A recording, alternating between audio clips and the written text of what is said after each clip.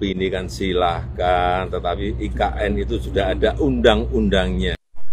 Nah, ini nih yang aneh nggak suka. Udah betul Anies ya, menolak si KN di Kalimantan. Orang Kalimantan itu kan nggak penting. Lebih baik tuh dananya dialokasikan ke Palestina atau ke Yaman. Yaman itu kan jelas-jelas modal Israel, menyerang Israel. Jadi kita sebaiknya mendukung Yaman. Sudah saatnya Yaman bangkit. Aneh sebagai keturunan Yaman tentu saja mendukung Anies. Tidak setuju IKN itu di Kalimantan karena dananya itu kebanyakan dan sangat disayangkan. Assalamualaikum warahmatullahi wabarakatuh. Kritikan Anies Baswedan dalam sebuah diskusi yang mengkritik IKN rupanya didengar oleh istana. Kemudian dalam sebuah kesempatan langsung dijawab oleh Pak Jokowi, teman-teman. Berkaitan dengan yang dijelaskan Mas Anies tentang IKN dan ibu kota baru adalah dengan alasan pemerataan, maka itu tidak menghasilkan pemerataan. Antara tujuan mau memeratakan Indonesia tidak. Kalau mau meratakan Indonesia, maka bangun kota kecil menjadi menengah, kota menengah menjadi besar di seluruh wilayah Indonesia. Bukan hanya membangun satu kota di tengah-tengah hutan. Karena membangun satu kota di tengah hutan itu sesungguhnya menimbulkan ketimpangan yang baru. Jadi sekali lagi nih, antara tujuan dengan langkah yang dikerjakan itu tidak nyambung. Ya, itu berpendapat kan boleh, menyampaikan opini kan silahkan, tetapi IKN itu sudah ada undang-undangnya, Justru kebalikannya, kita ini tidak ingin Jawa sentris, tapi ingin Indonesia sentris, karena kita ingat 58% PDB ekonomi itu ada di Jawa. 58% dari 17.000 pulau yang kita miliki. 58% itu ada di Pulau Jawa. Sehingga kita ingin Indonesia sentris. Ada di pulau lain juga ada pertumbuhan ekonomi. Di pulau yang lain selain Jawa juga ada titik-titik pertumbuhan ekonomi baru. Yang kita harapkan itu. Jadi juga penduduk populasi Indonesia ini 56% ada di Pulau Jawa. Yang 17.000. Yang lainnya mestinya kan ada pemerataan ekonomi, pemerataan penduduk, menumbuhkan titik-titik pertumbuhan ekonomi baru. Saya kira arahnya ke sana, tapi ini kan memang tidak sehari dua hari, setahun 2 tahun. Ya, ini negara demokrasi ya, negara demokrasi, dan kita tahu saat ini masa kampanye pemilu, jadi pendapat politik, janji politik itu pasti akan muncul ya dalam masa kampanye pemilu. Tetapi yang kita harus ingat bahwa sudah ada kesepakatan politik yang terkait dengan undang-undang IKN, dan itu menjadi sesuatu yang menjadi pegangan kita bersama karena itu sudah legitimate dan mempunyai legitimasi dan juga legalitas. Anies kritik IKN, tujuan dengan langkah yang dikerjakan itu nggak nyambung. Maksud Bapak gimana ya?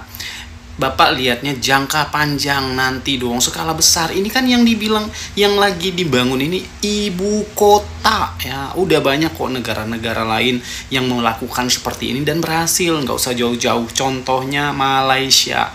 Malaysia itu juga sudah melakukan ini dan itu berhasil.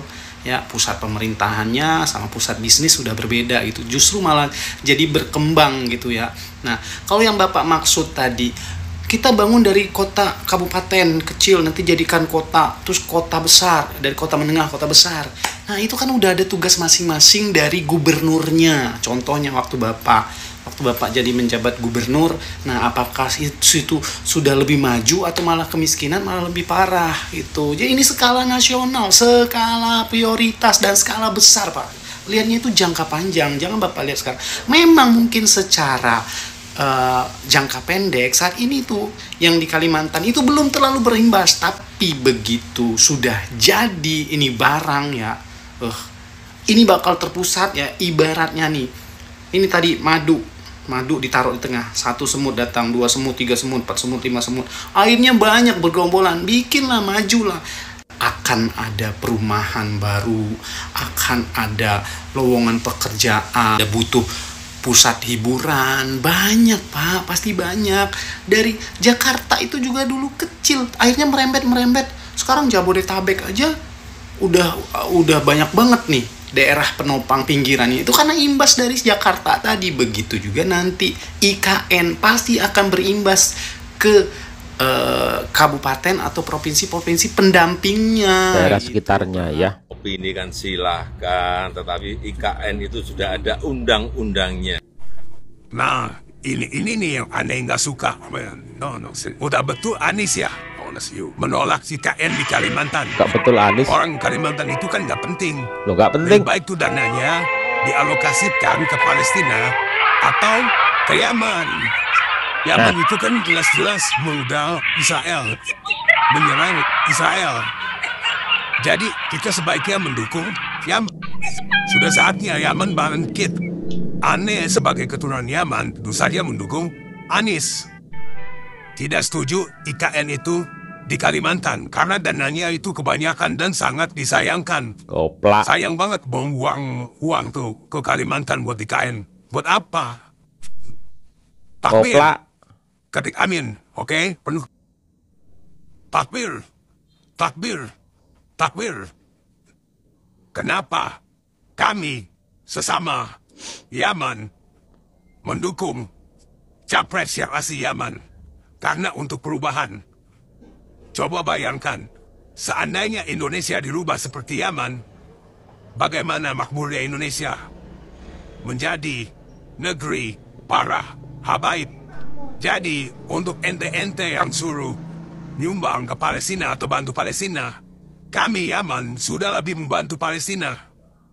Yaman sudah langsung meluncur. Tidak perlu mengeluarkan duit. Ya janji-janji dulu, nanti setelah itu tinggal perang. Goplak. Biasa tidak menepati janji, ya besok nggak menepati janji. Nah, ini yang bikin saya jadi ragu untuk memilih Bapak. Ya benar yang Bapak bilang tadi, kalau orang terbiasa kasih janji dan tidak ditepati, kesannya juga kan begitu. Itu kan memang jadi habit ya. Nah, masalahnya saya melihat hal tersebut dalam diri Bapak. Contoh untuk DKI ini. Di DKI ini saya ngerasain banget loh, janji-janji Bapak banyak banget yang tidak terrealisasi. Nah, saya cuma takut aja gitu. Nanti untuk Indonesia yang besar seperti apa ya? Uang DKI yang kecil aja Bapak tidak bisa merealisasikan janji-janjinya. Apalagi Indonesia yang besar. DP 0%. Itu kan indah banget tuh, di kuping saya juga berharap. Tapi nggak terjadi. Kemudian proyek reklamasi. Belum lagi masalah banjir. Aduh, saya jadi bingung deh Pak. Janji Bapak mana yang ditepati ya? Anda yang ulang-ulang, udahlah. Kalau Anda mengulang-ulang ya itu yang jadi. Slow Pak, nggak usah marah-marah gitu Pak, santai aja Pak, santai. Menjawab pertanyaan wartawan itu santai aja, nggak usah penuh dengan emosi, pakai otot gitu, nggak usah, santai aja gitu. Wajar wartawan itu ya mencari makan juga dari profesi mereka, dari pekerjaan mereka sebagai wartawan, dan tentunya pertanyaan-pertanyaan yang mereka lontarkan, mereka sampaikan tentunya harus bisa ya menarik minat masyarakat untuk bisa nonton ya. Apalagi itu pertanyaan yang sensitif ya, berhubungan dengan politik identitas, apalagi berhubungan dengan kelompok-kelompok Islam ekstrim radikal yang itu dilarang untuk dibangun atau dijalankan di Indonesia ini ya, untuk bisa hadir di Indonesia ini itu dilarang ya, kelompok-kelompok seperti HTI, FPI dan sebagainya itu ya. Tetapi selalu aja Pak, santai aja menjawabnya gitu, nggak usah pakai otot gitu ya, nggak usah marah-marah gitu ya. Karena gini, simpel aja sebenarnya. Kalau misalkan Anda tidak merasa bahwa Anda adalah seorang politik identitas, ya udah gitu, santai aja, biarkan masyarakat yang menilai ya apakah Anda adalah seorang politik identitas. Karena apa ya? Sebenarnya alasannya kenapa orang sampai sekarang masih beranggapan bahwa Anda adalah seorang politik identitas, karena itu terbukti dari rekam digitalnya Bapak, rekam jejaknya Bapak ya, yang waktu pilkada kemarin ya, waktu Bapak Anies Bapak dengan Sandiaga Uno itu di pilkada DKI Jakarta tahun 2017 kalau nggak salah ya. Nah itu kan dikabarkan Bapak itu telah menunggangi, menggunakan ya, memperalat gitu kelompok-kelompok Islam radikal tertentu seperti HTI, FPI itu untuk menarik dukungan suara terhadap Bapak ya. Mungkin nggak tahu ya kenapa alasannya Bapak waktu itu menunggangi kelompok-kelompok ekstrem tersebut, dan seolah-olah membiarkan kelompok-kelompok ekstrem tersebut itu berada di Indonesia dan Bapak tidak membubarkannya, bahkan memusnahkannya ya, seperti itu ya. Nah, ini kan terbukti gitu karena Bapak ingin ya mencari dukungan untuk suara pasangan Bapak dan juga Pak Sandi untuk masuk maju dan terpilih menjadi Pilkada DKI Jakarta, dan Bapak memang terpilih, tetapi isu bahwa Bapak itu menunggangi kelompok-kelompok radikal tersebut itu sudah tertanam di mindset masyarakat, dan sampai sekarang pun ya ada itu juga seorang pendukung Bapak ya, relawan Bapak itu yang itu katanya kalau Bapak terpilih nanti menjadi capres, menjadi presiden di Indonesia, maka dia dan rekan-rekannya akan mengaktifkan kembali kelompok-kelompok yang sudah dimatikan oleh Indonesia seperti ya HTI, FPI dan sebagainya, itu kelompok radikal itu akan diaktifkan kembali gitu ya ketika Bapak terpilih menjadi presiden, dan itu tidak bisa diganggu gugat. Nah, ini kan seram sekali gitu kalau terjadi. Wah, bisa jadi apa negara kita ini ya, apalagi itu ada kelompok-kelompok yang ingin Indonesia ini menjadi negara Islam ya, kan itu kan seram sekali gitu ya. Nah, jadi slow aja gitu, santai aja, jangan marah-marah gitu, nggak usah pakai otot ya, slow ya, itu aja kok susah sih ya, jawab itu pertanyaan itu aja kok susah sih ya, jawab aja pertanyaan misalkan ya, biarlah masyarakat yang menilai ya, udah setelah selesai ya diam aja gitu ya, nggak usah pakai otot gitu ya. Kan malu gitu ya, nggak etis gitu terlihat di kamera Bapak marah-marah gitu ya, aduh gimana ini, katanya mau nyapres tapi ya hanya menjawab pertanyaan gitu aja yang kalau Bapak nggak merasa Bapak melakukan aja itu susah Bapak melakukannya ya, harus pakai otot menjawabnya, harus pakai marah-marah, harus pakai emosi. Waduh, gimana nih? Aduh. Saya tidak ingin merembet kemana-mana, teman-teman. Saya yang ingin membahas tentang IKN. Saya kira yang gak nyambung adalah pernyataan dari Pak Anies sendirilah yang gak nyambung. Ya, ini IKN itu adalah ibu kota negara. Bukan hanya sekedar membangun kota-kota kecil kemudian sedikit demi sedikit untuk kemudian nantinya menjadi kota besar. IKN adalah simbol negara, teman-teman. Simbol sebuah negara, ibu kota itu adalah pandangan awal negara lain kepada negara kita. Itu adalah ibu kota negara itu sendiri. Jadi dengan dibangunnya IKN nanti, seluruh mata dunia akan tertuju pada IKN, ibu kota Nusantara.